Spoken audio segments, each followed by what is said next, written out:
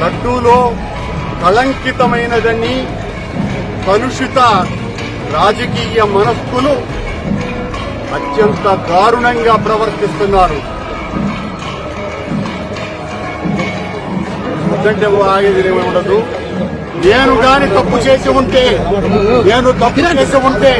నేను నా కుటుంబము సర్వనాశనమైపోవాలని నేటిలో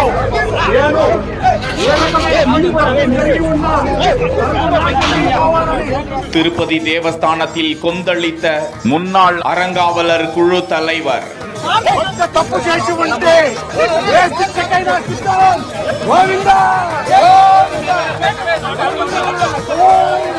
கொழுப்பு பயன்படுத்தப்பட்ட குற்றச்சாட்டு உண்மையாக இருந்தால் என் குடும்பமே அழிந்துவிடும் என ஏழுமலையான் முன்பு கற்பூரம் ஏற்றி உறுதிமொழி எடுத்த பரபரப்பு சம்பவம். தடுத்து இழுத்து சென்ற போலீஸ்.